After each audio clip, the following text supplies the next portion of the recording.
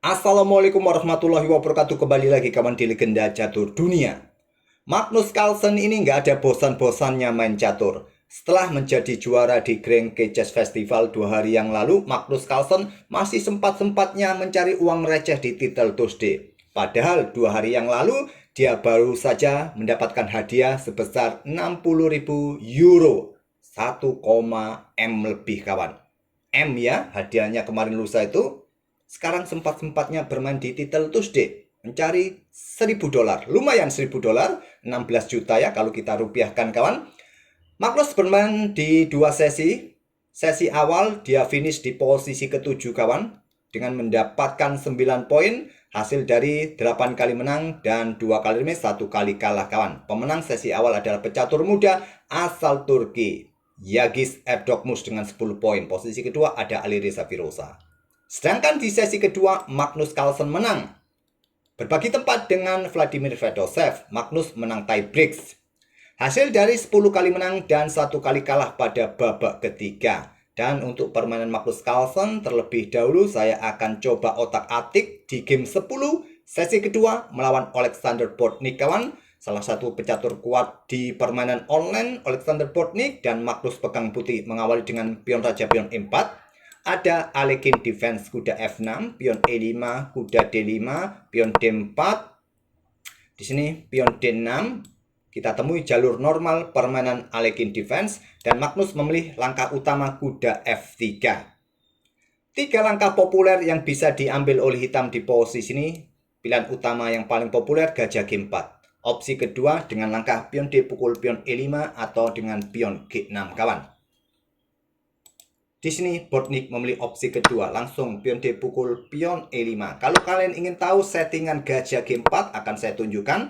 Gajah G4, maka gajah E2, pion E6, rokade, gajah E7, pion C4 kuda B6, ada kuda C3, rokade, mungkin putih akan melanjutkan gajah E3.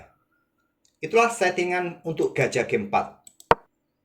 Tapi Bortnyk memilih opsi kedua dengan langsung pion D pukul pion E5, kuda ambil balik pion E5, pion C6, perkuat posisi kuda, dan juga berikan jalan bagi menteri untuk keluar kawan. Entah ke C7 kah, ke B6 kah, ke peta A5 kah. Di sini kebanyakan gajah E2 dikembangkan oleh putih. Magnus memilih gajah D3 saja. Setelah kuda D7 menantang pertukaran, Magnus tarik mundur kuda F3. Kuda 7 ke F6, kemudian Magnus dengan pion H3 kontrol peta G4. Nah, kuda B4 serang gajah. Gajah E2.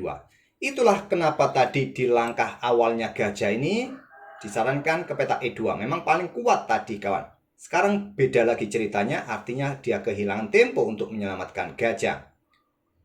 Nah, ada gajah F5 kawan. Tadi ada opsi juga gajah ke peta C4. Kalau ada gajah F5, gajah B3. Tapi Magnus memilih gajahnya ke E2 saja, gajah F5, tapi Magnus masih punya kuda A3. Jaga peta C2 ya dari ancaman 2 perwira hitam ini.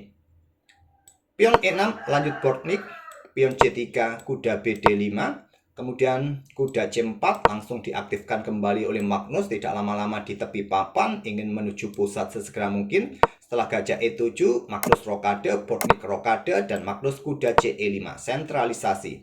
Setelah rajanya aman, Bortnyk ingin keluar melakukan counterplay dengan pion C5. Ada pion A3 untuk dukungan nanti pion B4 kawan, dan pion H6 dimainkan oleh Bortnyk. Seandainya hitam mendahului baku hantam di peta pusat, mungkin pion C4. Gampang pion ini diambil nanti kawan. Setelah mungkin mundur ke peta B6, kalian bisa caplok pion ini dengan kuda, dengan menteri, dan nanti kalian punya pion mayoritas kawan. 3 pion melawan 2 pion sisi menteri. Bisa kalian andalkan dalam permainan endgame nanti. Tapi Bortnyk tadi bermain dengan pion H6. Nah, pion C4. Di sini kuda mundur peta B6. Ups, bentar, Magnus Carlsen telepon. Halo. Maaf, bukan Magnus kawan, bukan Magnus. Oke, sampai mana tadi? Sampai kuda mundur ke peta B6 dan Magnus akhirnya membuka permainan dengan pion D pukul pion C5. Tetap ya, Magnus mempunyai pion mayoritas kawan sisi menteri. Gajah langsung ambil balik, kemudian pion B4. Gajah mundur ke E7 dan putih disarankan untuk angkat menteri ke petak B3 untuk menghindari pertukaran. Magnus memilih gajah B dulu, gajah B2 terlebih dahulu, dan sebaiknya hitam yang mendahului pertukaran di sini kawan. Nah, benteng FD1, mungkin kuda bergerak ke A4. Tapi Bortnik menyimpan menterinya, menteri C7. Baru sekarang menteri B3 lanjut Magnus, ada pion A5 tantang Bortnik untuk memecah pion ini kawan. Ditolak, keluarkan benteng AD1 dan pion A pukul pion B4, pion ambil balik pion B4, dan benteng F ke D8 menantang pertukaran. Langkah kuatnya memilih benteng FC8 Bortnik. Ada gajah D4 lanjut Magnus mengincar kuda. Di sini kuda tarik mundur ke D7, kuda BD7 menantang pertukaran. Selanjutnya pion C5 untuk dapatkan ruang. Pion B6 merupakan langkah kuatnya kawan, lagi-lagi untuk memecah pion putih, memilih dengan langkah kuda ke D5. Ada gajah C4 lanjut Magnus, kemudian di sini kuda 7 ke F6. Magnus melangkah benteng FE1.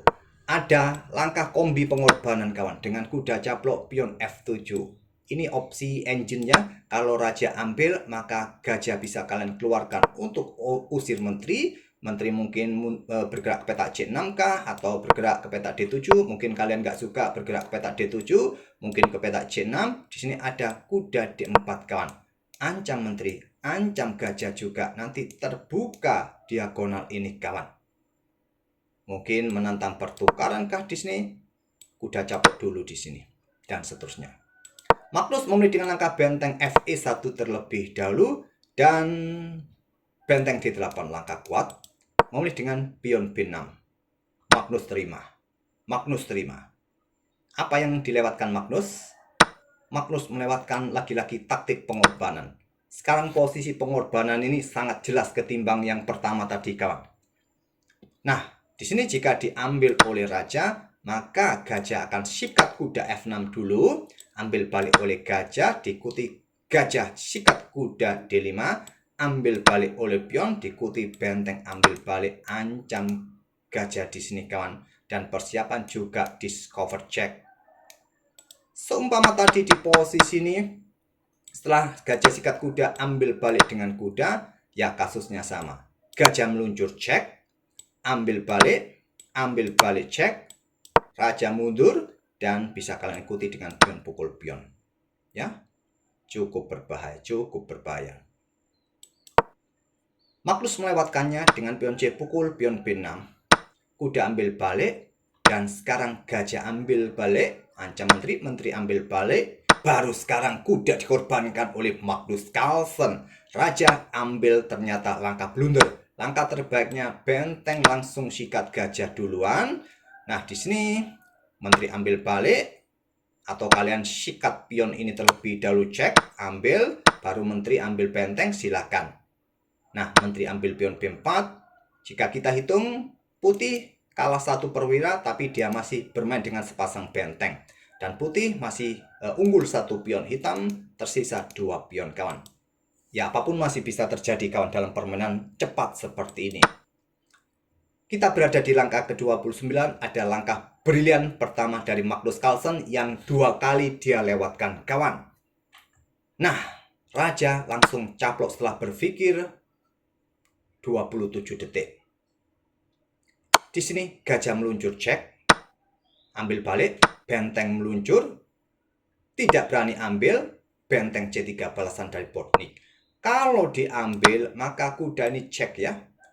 Nah, kalian tidak bisa ambil kuda dalam posisi kena pin, menteri kalian jatuh. Jadi, benteng C3 terlebih dahulu, benteng sikat kuda F6 cek, raja ambil. Kenapa nggak dengan gajah saja untuk proteksi? Ya, karena double check ya, nggak bisa ambil dengan gajah ya. Jadi double check, benteng ambil kuda F6 double check, terpaksa raja yang ambil, dan menteri ambil benteng cek. Di sini kita lihat Magnus unggul 2 pion kawan. Selanjutnya kuda cek, mundur ke G8, menteri C4 cek, raja geser, dan menteri E4 meninggalkan pion siap untuk melakukan aksi skak garbuan pada gajah. Ada benteng E8, Magnus kuda G6 cek, raja geser, kuda caplok gajah cek, raja naik, kemudian benteng E1 untuk perkuat posisi kudanya. Setelah menteri D6 kawan, sepertinya Alexander Bortnik pun menyerah. Karena ada ancaman 4 langkah skakmat, yaitu bisa diawali dengan menteri kesini cek, dan gak ada pilihan lainnya, blokade dengan menteri, kemudian menteri D5 cek, blokade ya disikat. Kalau mundur ke sini ada menteri G8 checkmate kawan. Oke, permainan luar biasa dari Magnus Carlsen memang sekarang ya, sejak menjadi juara dunia atau sejak 2010 Magnus Carlsen ini mendominasi turnamen-turnamen dunia kawan. Itulah Magnus Carlsen. Sekarang inilah era Magnus Carlsen. Beruntung sekali kalian bisa melihat permainan Magnus Carlsen kawan. Semoga bisa menghibur kalian dan kita akan bertemu di video-video berikutnya. Terima kasih. Wassalamualaikum warahmatullahi wabarakatuh.